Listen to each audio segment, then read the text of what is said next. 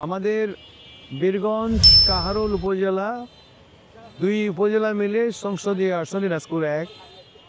এই অঞ্চলটি অত্যন্ত অবহেলিত। দীর্ঘদিন এখানে উন্নয়নমূলক কোনো কাজ হয়নি। বিগত সরকারের আমলে এখানে দীর্ঘদিন আমাদের সাবেক এমপি ছিলেন, কিন্তু আমরা যেটা কাঙ্ক্ষিত যে উন্নয়ন, যে কাজগুলো আমাদের প্রয়োজন ছিল সেগুলো হয়নি। বিশেষ করে আমি যদি বলি, আমাদের এই যে রাস্তাটা আপনারা দেখছেন, এই যে হাইওয়ে সড়কটা, এই হাইওয়ে সড়কটার প্রতিদিন এখানে জ্যাম লেগে থাকে। আমাদের দীর্ঘদিন দাবি ছিল যে আমাদের একটা বাইপাস সড়ক দরকার। এই বীরগঞ্জ শহরকে এই বাইপাস না করে যদি সড়ক নির্মাণ করা না হয়, তাহলে এখানে মানুষের জন্য চলাচল করা এবং এই রাস্তা দিয়ে যানবাহন চলার জন্য অত্যন্ত অসুবিধা। এটা হলো অন্য প্রাণের দাবি। আমাদের আশা ছিল বিগত সরকারে আমার এটা করা হবে, কোনো পরিকল্পনা নেওয়া হয়নি, কিছু করা হয়নি। আমি এমপি নির্বাচিত হলে আমার যে কাজগুলি আমি করব তার মধ্যে প্রায়োরিটি হলো এইটা একটা।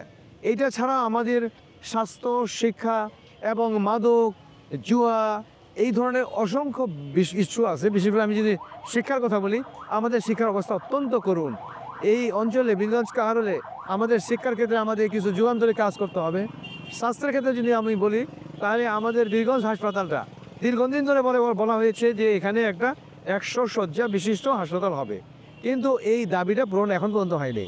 আমরা যদি হাসপাতালের দিকে তাকাই, আমরা দেখব সেখানে কোনো স্বাস্থ্য সেবা নেই, পরিচ্ছন্ন, অপরিষ্কার, এবং এখানে কোনো ল্যাব নাই, কোনো এক্সরে মেশিন নাই।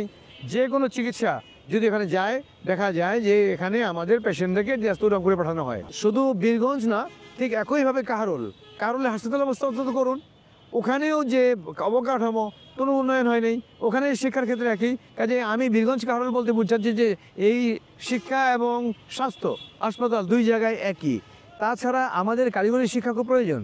আমাদের ছেলেদের যে বেকার, সবাই বেকার, কোনো চাকরি নেই। বিগত সরকারের আমলে যে চাকরি কয়েকটা হয়েছে, টাকার বিনিময় হয়েছে। কৃষির ক্ষেত্রে আমাদের অত্যন্ত করুণ অবস্থা। এই মুহূর্তে সার নাই। কৃষকরা ডিলারদের কাছে গিয়ে সার পায় না। যে সারের বস্তার দাম যা, তার চেয়ে ডাবল দামে সার কিনতে হয়, এবং অনেক সময় এই সারের ক্ষেত্রে এই অবৈধ পয়সা লেনদেন হচ্ছে। ফলে আমাদের উন্মুক্ত সার বিক্রি করতে হবে, কৃষকরা যেন গেলেই সার পায়। আমরা অতীতে ছিল, আমাদের বিএনপি সরকারের আমলে আমাদের সারের জন্য এই ধরনের কোনো কোটা ছিল না। সার টাকা দিয়ে সার পাওয়া যেত।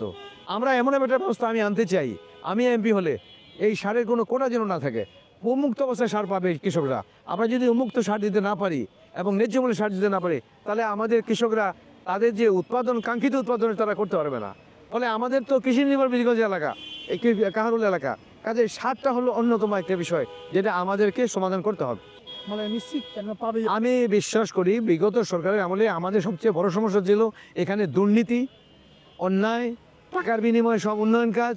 কাজে আমি বিশ্বাস করি যে প্রথম কাজটা হবে আমাকে সততার সাথে, কোনো রকম ঘুষের বিনিময় যেন না হয় কোনো কাজ, দুর্নীতির বিনিময়ে যে কোনো কাজ না হয়, সম্পূর্ণ দুর্নীতিমুক্ত বীরগঞ্জ কাহারোল গড়ে তুলব আমি ইনশাআল্লাহ। আসন্ন জাতীয় সংসদ নির্বাচনে যে প্রার্থীগুলি বিভিন্ন রাজনৈতিক মহলের মনোনয়ন পেয়েছেন, তাদের মধ্যে আমি মঞ্জুরুল ইসলামকে ভালো মনে করি। তিনি একজন শিক্ষিত মানুষ এবং ইনি একজন নিষ্ঠাবান মানুষ, সৎ মানুষ। ইনাকে আমি ব্যক্তিগতভাবে মনে করি ইনি বিজয়ী হলে আমাদের বীরগঞ্জ এবং কাহারোলের উন্নয়ন হবে।